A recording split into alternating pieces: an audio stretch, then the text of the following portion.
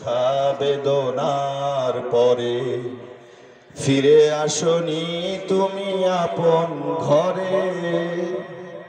দিনের আলো তুমি ছড়িয়ে দিতে চলে গেলে মদিনায় মক্কা ছেড়ে হে রাসূল। তোমাকে ভুলি আমি কেমন করে হে রাসূল, তোমাকে ভুলি আমি কেমন করে। হাজারো ব্যথা বেদনার পরে ফিরে আসনি তুমি আপন ঘরে। দিনের আলো তুমি ছড়িয়ে দিতে চলে গেলে মদিনায় মক্কা ছেড়ে হে রাসূল।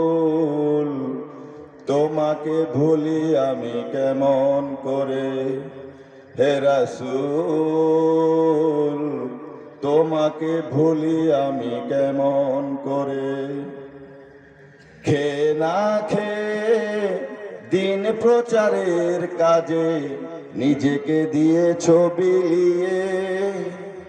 তায়েফের কাফেরেরা চিনল না এ আলো, দুষ্টু ছেলেদের পিছু দিল লেলিয়ে।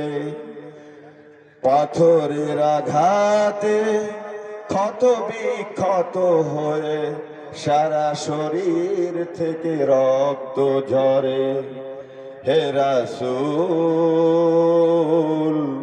তোমাকে ভুলি আমি কেমন করে। হাজারো ব্যথা বেদনার পরে ফিরে আসনি তুমি আপন ঘরে। দিনের আলো তুমি ছড়িয়ে দিতে চলে গেলে মদিনায় মক্কা ছেড়ে হে রাসূল। তোমাকে ভুলি আমি কেমন করে হে রাসূল, তোমাকে ভুলি আমি কেমন করে। সবাইকে ধন্যবাদ। সম্মানিত ভাইরা, এ পর্যায়ে আপনাদের সামনে তাফসীরুল কোরআন পেশ করছেন বিশিষ্ট আলেমে দ্বীন, রাজবাড়ী জেলার গৌরব আলহাজ হযরত মাওলানা ইলিয়াস মোল্লা।